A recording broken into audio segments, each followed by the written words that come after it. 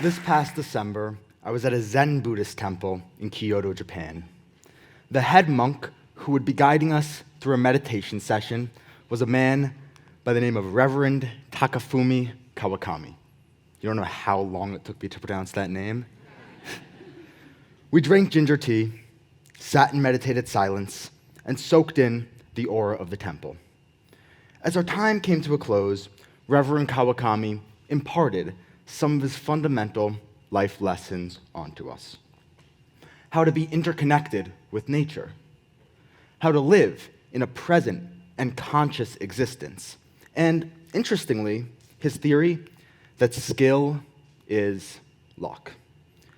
I've always subconsciously believed this idea, but I've never truly been able to articulate it. Skill is luck? It sounds absurd.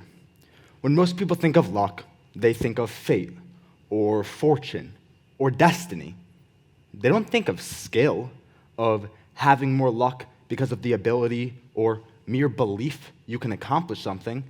And often, they're right. You see, a couple of years ago, I started investing small amounts into the stock market in a joint fund with my parents to help teach me financial responsibility. I invested in all the stocks you'd expect. $30 in Tesla, $45 in Apple, and $50 in Microsoft. You could not convince me I wasn't the next Warren Buffett. But I also made a not-so-smart investment decision. I decided to put $10 into Dogecoin. Now, Dogecoin is a cryptocurrency with no real-world value. It was created as a joke. In hindsight, that should have been $10 down the drain. But the next day, Elon Musk logged onto Twitter and tweeted one word, Doge. Just like that, my $10 had turned into 60. Peanuts, I know.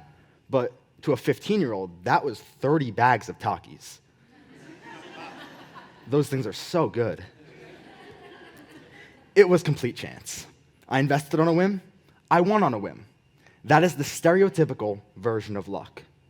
But sometimes, luck isn't random. Sometimes we have a distinct power over our luck. Thomas Jefferson reinforced this idea when he said, "The harder I work, the more luck I seem to have." Luck is a compound of everything that has happened from the past until this present moment. It ebbs and flows, molding itself into our current situation. From the moment we're born, we make decisions, however inconsequential, that shape our personalities and our lives. This butterfly effect, where a small, localized change can have sweeping consequences, is not an uncommon thought. However, most people don't connect the role these changes play on our luck. To change our luck, we've got to recognize what we can and can't do. We've got to play to our strengths while understanding our weaknesses. Everyone is good at something, but far too many of us fail to realize how we can employ our skills in everyday life. To put it simply, a lot of us don't know what we're good at and what we're not. For example, I play tennis. It's a good picture. Now, in tennis, you can either be consistent or you can be aggressive. I've never been a very consistent player, as my coach never fails to remind me. And if I play like I'm going to make every shot, I'm going to lose. But by understanding that I can't make every shot, I can game plan to make my rally shorter and ultimately to give myself an edge. Furthermore, there are three main pillars to improving your luck via this skill: hard work, talent, and personability. Granted, these are three pretty obvious pillars. Of course, if I'm talented, I'll be more successful. Of course, if I'm hardworking, I'll get the promotion. And of course, if I'm personable, I'll make connections that'll last me a lifetime. Everyone recognizes these as important factors in life, but they seldom connect them to their luck. Everyone's got something going for them. And by understanding our skills, we can help create and capitalize upon opportunities. No longer think of luck as chance, but as the famous proverb says, opportunity and preparation. This idea pops up everywhere when you look for it, even in a Yankees game. See, I'm a big Yankees fan. I watch every game I can, and in one of them, I came across an interesting application of this idea. The Yankees were playing their division rival, the Rays, in a mid-May thriller. Sadly, the Yankees were down by 2 runs, but one of their young, promising rookie shortstops, Anthony Volpe, was up to bat. Volpe provides good defense, solid offense, and notably, he's a prolific base stealer. As of us speaking today, he is yet to be caught once in the major leagues. So, he steps up to the plate, sticks his bat out, and he bunts, a slow dribbler down the line. But he's successful and makes it to first base. Then, he does what everyone expects him to do. He steals second base, but he doesn't stop there. Then, he steals third.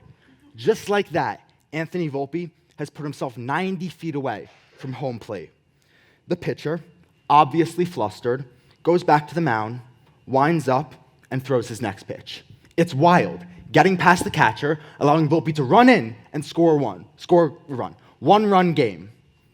Now, was this score luck? The pitch was complete chance. Volpe had no control over the pitch, nor where it went. However, he did have control of everything he did prior to that moment. He played upon his strengths, in this case speed, and he had the confidence to go for the steals. The Yankees won that game by a single run, Anthony Volpe's run. His hard work, years of preparation, and his confidence to seize the opportunity at hand ultimately created his own luck. As we can see, luck can even manifest itself through that aforementioned confidence. Belief can play a large role in luck, and by believing you're someone who will succeed, you will. Just going for the handshake or saying yes to the opening can make all the difference. Think to yourself, where would you be if in that decisive moment you had said no, or you didn't even have the courage to ask?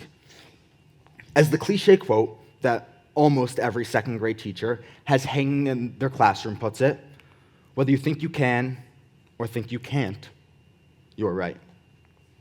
You see, that's the beauty of luck. There's no right way to obtain it. You can spend years honing your skills, hours every day practicing, or have the belief in yourself, and it will pay off. Ultimately, this is where luck and skill intertwine. Luck stems from seeking opportunity and being well-equipped to face it head-on. And it's about knowing what you're best at, playing to your strengths while understanding your weaknesses. You don't have to be as smart as Einstein or as hardworking as Kobe Bryant, but you do have to take the initiative, focus on what you're good at, and understand that you and you alone can control your future. When the Reverend Takafumi Kawakami told me that skill is luck, I thought he meant that if I were talented, I would simply succeed. However, I've now come to understand that, much like the man himself, his message was not a superficial adage. He was telling me that even though life can be unpredictable, I can still create my own luck. Thank you, ladies and gentlemen.